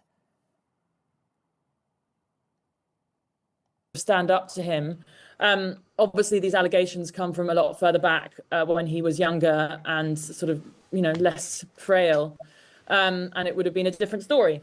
As I say in my piece, I just felt quite lucky that that he didn't seem to pose any greater threat to me than just simply seeing like a slightly pervy old man. Well, Sophia Money-Coutts, thank you so much for coming on the show and talking about your interview with Mohammed Alfayed 10 years ago, which you can now read an article about in today's Times and online. Harrods, I should say, have made a statement. We are utterly appalled by the allegations of abuse perpetrated by Mohammed Alfayed. These were the actions of an individual who was intent on abusing his power wherever he operated, and we condemn them in the strongest terms. We also acknowledge that during this time as a business, we failed our employees who were his victims, and for this we sincerely apologise. The Harrods of today is a very different organisation to the one owned and controlled by Alfayed between 1985 and 2010. It is one that seeks to put the welfare of our employees at the heart of everything we do. While we cannot undo the past, we determined to do the right thing as an organisation, driven by the values we hold today, while ensuring that such behaviour can never be repeated in the future.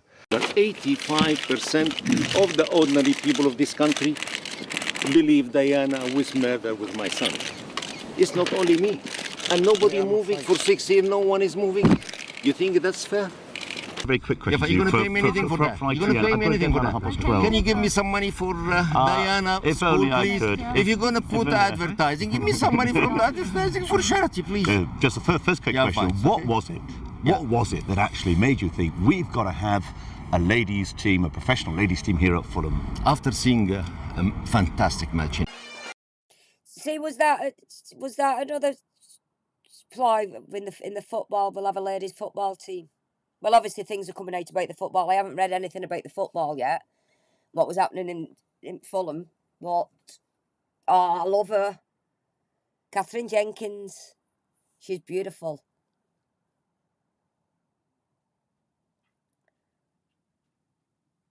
Was that another thing to get young women round him?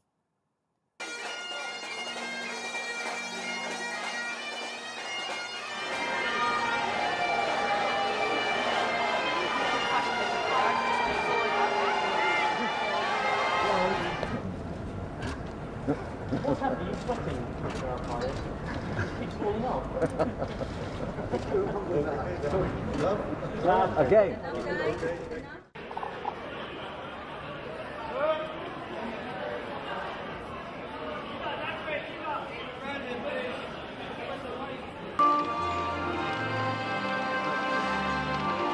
I'm watching this. I don't know. Your dream woman, Catherine Jake. She's my dream. She's my dream woman, Stone. I love her. I absolutely love her. I do.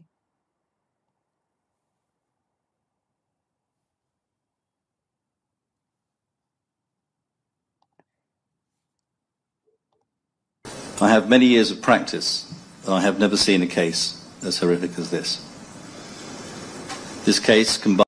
This is saying it's the worst of Savile, Epstein and Weinstein.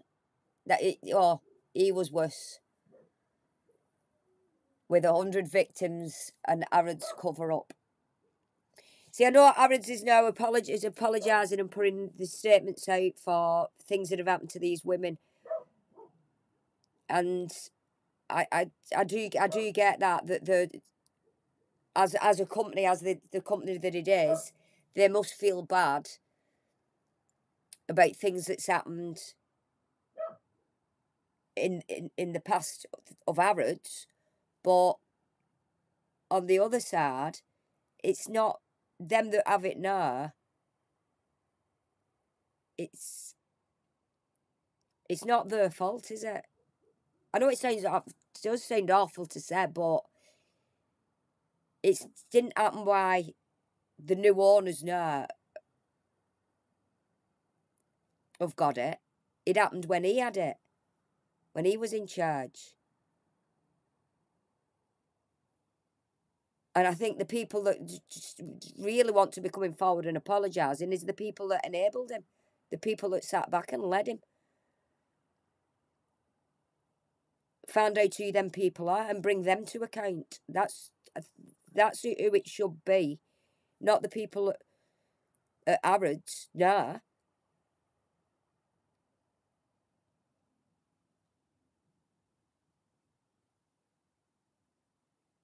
Or are they saying it because they don't want to think that it's something that's still going on? What measures are they going to put in place now at Harrods so they know that it won't happen again? That things like this won't happen again? Are they going to put women in higher power? Are they going to stop the NDAs? You can look at it that way, can't you?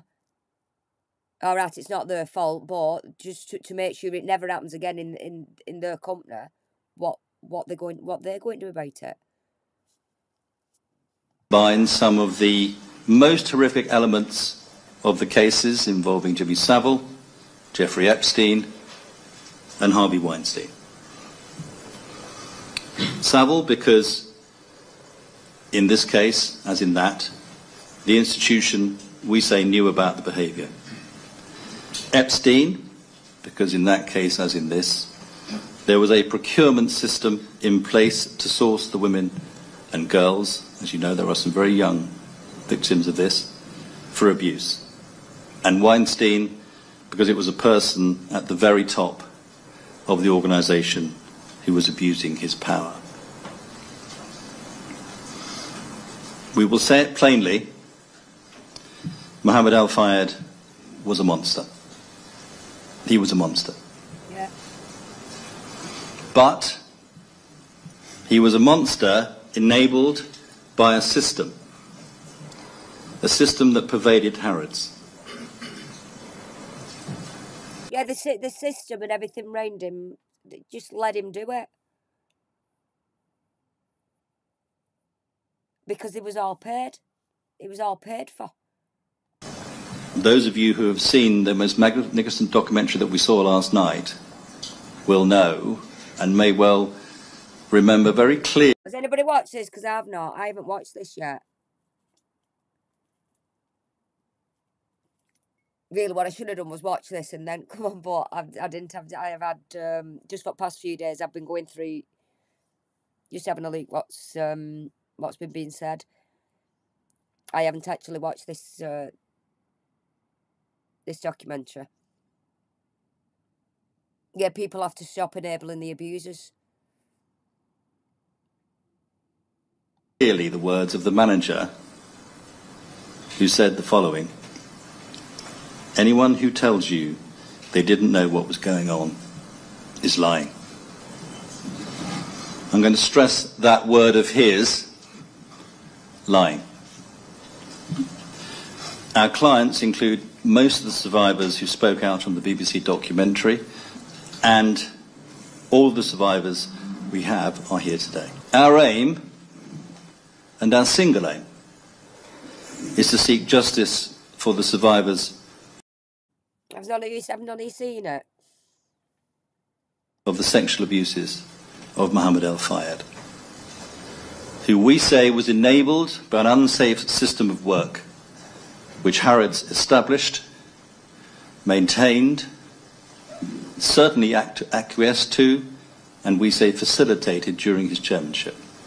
We believe that the system not only enabled, but potentially and allowed to a knowing extent the widespread See, what they want to sexual do abuse is get these fellas round him, the fellas that are close to him. That's who they want to be looking at. They can say, right, he's always there. He's always there. I don't know if I'm just speculating here. I don't know whether they're always there or what. But these bodyguards, if you will. Like they've just said, that woman said, if people tell you that they didn't know it was going on, they're lying. Of the survivors that we represent. We welcome, but we welcome as a very much a first step, the admission at the end of the programme last night, given by Harrods, that they had, to quote them, failed these women. However, they also claim, or that piece claimed, that they didn't know about Alfayed's behaviour until 2023. So they didn't, what they're saying, they didn't know about his behaviour till he died? That's got to be bollocks, hasn't it? We will say it plainly. That is simply not true. Bollocks, yeah. This was systematic abuse well before that time, and within the knowledge, we say, of Harrods well before that time. Thanks to bold journalism and the many impediments that bold journalism faced in the day, reports of Alfayed's behaviour were made public as early as 1995. Alfayed was accused of indecent assault against a 15-year-old girl who bravely made her claims in the documentary last night. We say beyond peradventure that those who controlled Harrods knew of Mohammed Alfayed's inappropriate behaviour. And we say that choosing to only address the accusations now is an insult to all of the brave survivors who came forward with their stories all those years ago, and throughout and up to now. It shouldn't have come to this. I would also like to echo what my colleague Dean has said in saying that this is one of the worst cases of corporate sexual exploitation that certainly I, and perhaps the world, has ever seen. It was absolutely horrific. And I cannot stress that word enough. It was horrific. It's horrific because the acts carried out against these young women and girls, and I say girls because most of them were only 19 to 24 at the time, and some were as young as 15 and 16. So they're getting younger. It's like oh, I've got a Saturday job. Yeah, I've got a Saturday job at Harrods. I'm so excited in that, 15, 16. And you've got a dirty bastard like this. And at that age, what must go through them kids' minds? What he's done that to? Even your 19, 20-year-olds. It's like, is this what happens in these big companies? Is this what we've got put up with? Is this what... Where do we turn? Who do we turn to? Terrific because the system, and it was a system that procured them, was enabling the abuse of these young women. And it's horrific because the effects that this sexual abuse and of Harrods' institutional betrayal have had on our clients. These effects have lasted years, and in some instances for decades, and even continue to this day. I think they should just go even further. Go and look at the CPS and see who was in. Obviously, Starmer was in charge there, but the judges and all that lot, who was in charge at the time of these dates. What they're saying.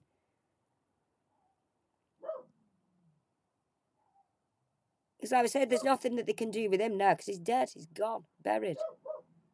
Good riddance. But they can't. Obviously, they can't just say no. Well, we can't do anything because he's dead.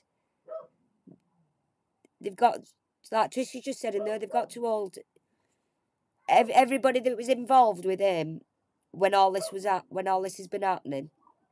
They need to be held to account as well, because they're just as bad as him for knowing that he was doing it.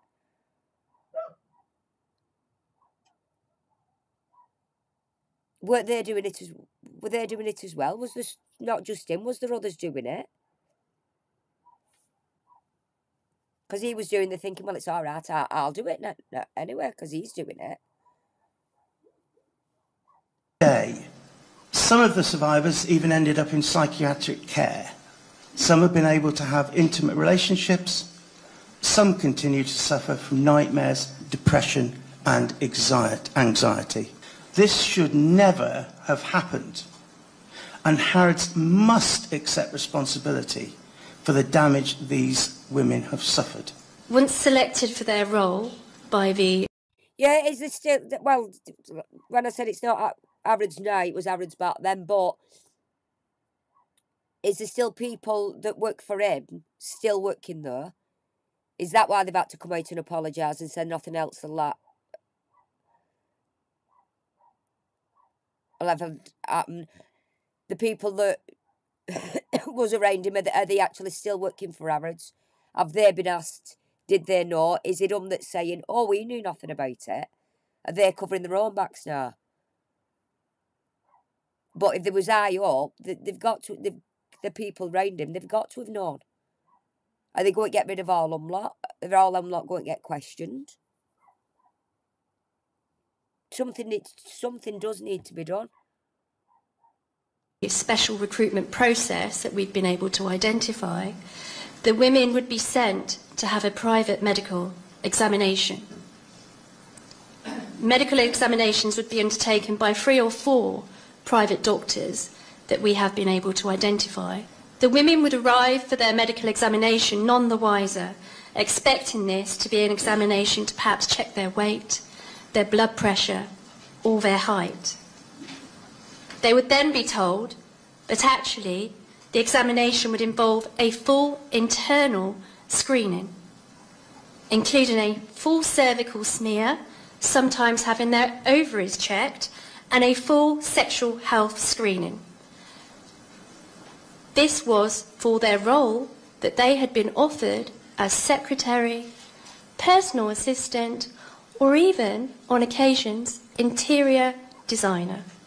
If the women would query why the tests were necessary, they would be told something along the lines of, he wants to make sure that you are clean. The results were really provided to them personally, but Mohammed Alfayed and his enablers would know those results. So giving them I miss bitch.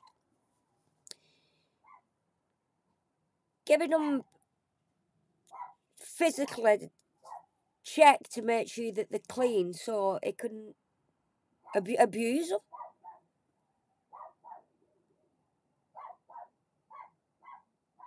No.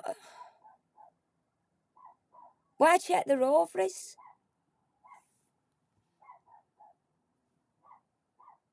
It just gets sicker and sicker, doesn't it?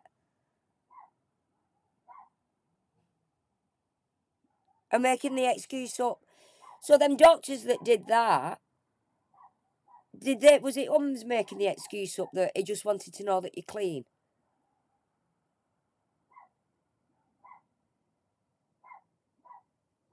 But even so, if you've got something down below, it doesn't stop you doing your job.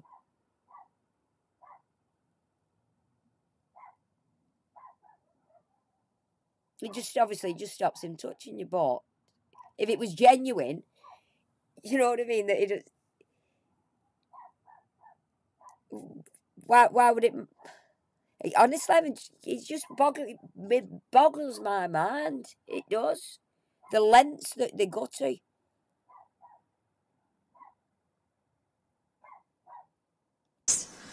Because if there was ever anything untoward about those results, he would make degrading and humiliating comments to the women personally about what he had been told about their medical examination. As we know, the grooming, sexual assaults and threatening behaviour were varied and plentiful, but they all followed a similar pattern of events that we have been able to... So then found out that there's something round with you and then have it thrown at you like that to make you feel dirty, worthless. Because that's how we'd do it, wouldn't it? It'd probably make you feel so horrible and dirty about yourself. Sounds like it sounds like a wonderful guy, Marcus, doesn't it?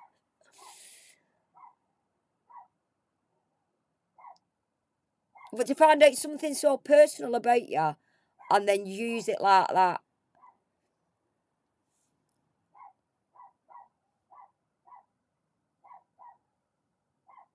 It's on every level so degrading, every level of what everything is done.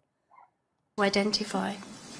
Ladies were frequently followed, and we have witness evidence that we have obtained from members of the security team who had the job of keeping an eye on those ladies, to check what they were doing, to even check if they were in relationships. One woman we know... Spying on them? How much worse can it get?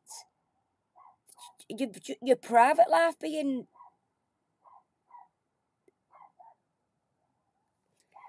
You're forcing...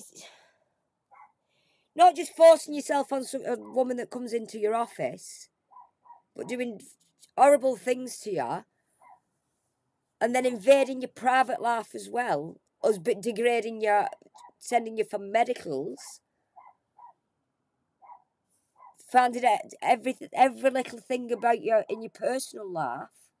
Was 16 or 17, and she was sent to be followed by a member of the security team to check if she was in a relationship.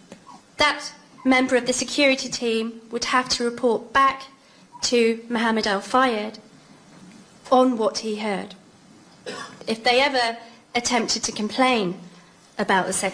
See, these men here, these men round him, they've got to know. They've got to know. Sexual assaults, we know from our work that we've undertaken that they would receive threats along the lines of, "You'll never work in London again. I know where you and your family live." Often, they would be demoted, and false allegations would be made about them, so that they had no choice at all but to leave Harrods. Just get it at every single angle. Grooming of the eye story, yeah.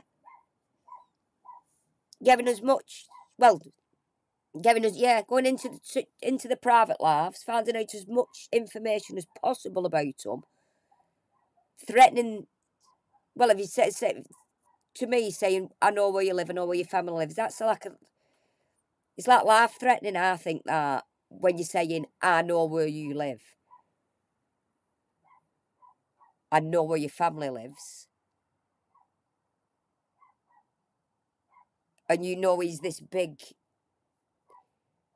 eye up, he must know some dangerous people, that you're going to be that terrified.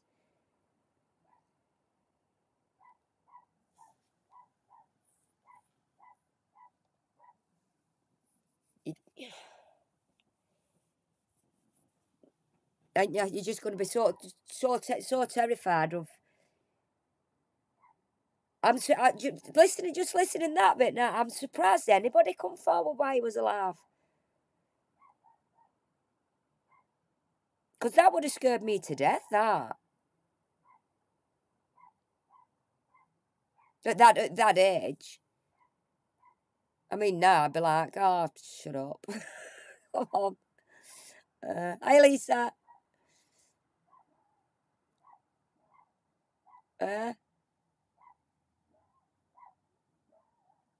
He obviously had 15 to 20s, 25 probably, eldest. Where you, at 15 on, you grow and you try and find yourself. You try figure the world out. You don't know what the big bad world is, what it's like out there. And that's what he preyed on.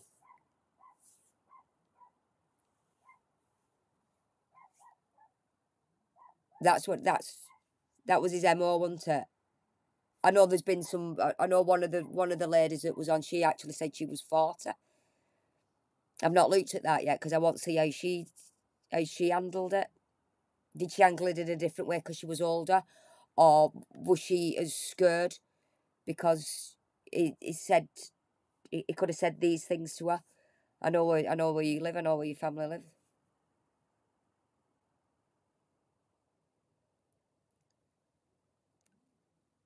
No offence, Sandy, you're too old. They're the only one teenagers. I know. I'll be alright, won't I, Christ?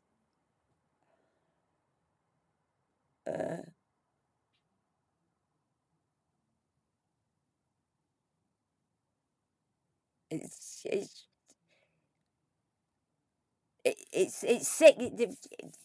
It's the sickening bit is because they're young. Because I can look back on my younger self and think it's horrible, an horrible thing to happen. It's because you don't know life, you don't know anything about. You think you do. You think you know the world, and you think, yeah, it's all right. And I know. I'm 20, like that. I used to it to mum. For God's sake, I'm 21. I was still I didn't know nothing about the world at 21.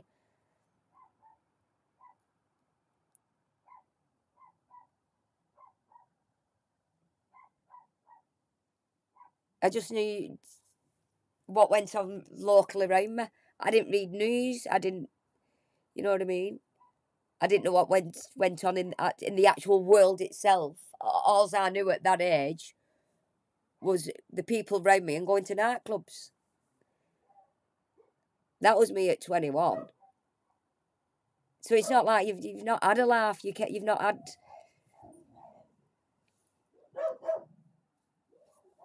You've not had experiences for judge other things against, have you? You thought know what actually what is right from wrong.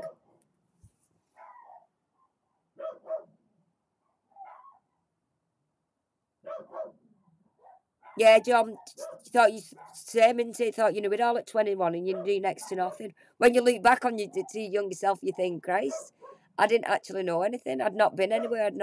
I'd just worked, left school and worked, and went clubbing. I only actually started going, because my first ever boyfriend, I was 15, 16. I was with for 3 years.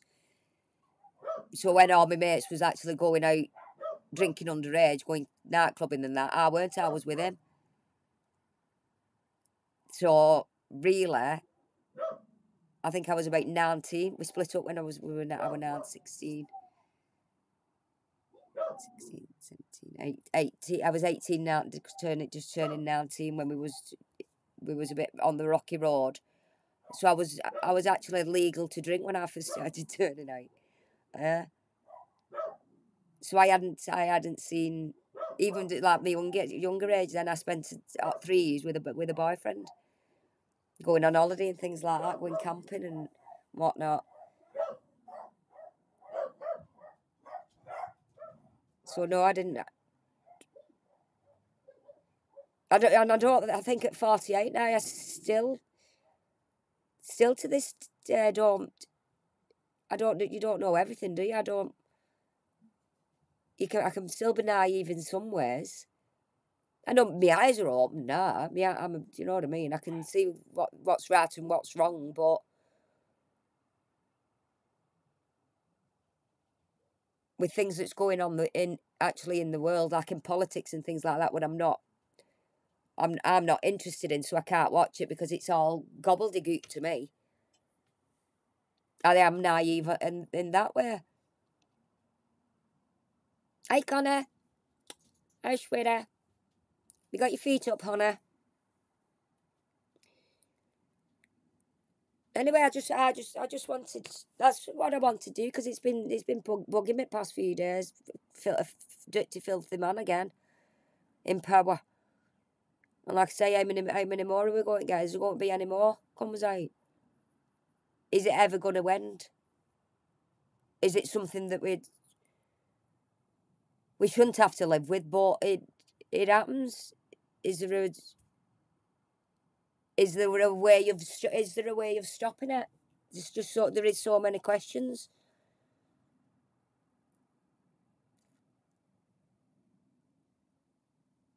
So all we can do is, well, another thing, just read the news and try and keep up to date with what's happening. And are they going to go after these other people that is enablers? Which is a good start. It's a good start, and all some people to account for it, and especially the gynaecologists, because obviously, why didn't they question, well, why do you want to have a full? I start on it. Have a full service for what? The gynaecologist could have said, well, they shouldn't need. You shouldn't need go that far for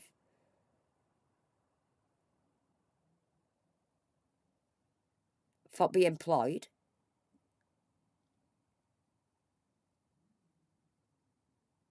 It will never end, unfortunately. Too many bad people in the world. Yeah, John. There is a lot of bad people, but I think good people outweigh the bad people. But the bad people, like you said, they won't stop, will they? They won't.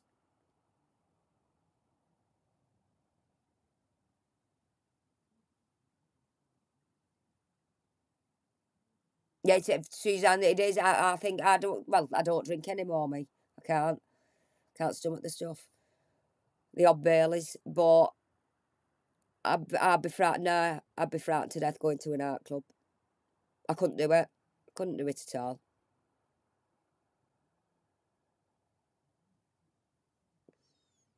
Yeah. Right, I'm going to leave it at that, guys. I'm going to leave it at that. And it's nice seeing y'all anyway. Ooh. I know we've not had fun, but we've been able to have a bit of a laugh, haven't we? Yeah, you get that way, sir, don't you? You're better off not to be nice because it's nice. Better off not to be nice. Oh, I thought you said not be nice. But on the other, that without you auto-correcting it back, sometimes it's better off not being nice because people are not nice to you. Is there a new link there? New link there, what RP's just put in, guys. So, click on the link.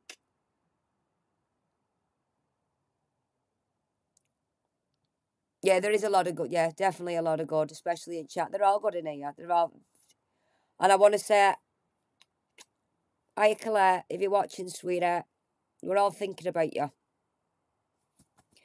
We are. We love you. Sending your love and hugs on her. Get better soon. Get better soon. Come back, Colette. Oh, thanks, Twitter. Yeah, right. Where is it? Where's the chat? Down there.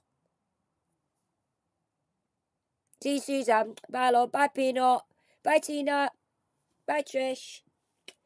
And I'll speak to you all soon. And we love you, Colette. We love you, Colette. Honey. Right, go and click that link down there, what P's just put in, because I think it's a link to a thinger. Night, John. Night, guys. Guys. Suzanne. Night, guys. Right, I'm doing Trish now. Night. Bye, Trish. And then come on again. Oh, I'll just tell you this. No. I'll see y'all soon. Bye, guys. Definitely this time. Bye.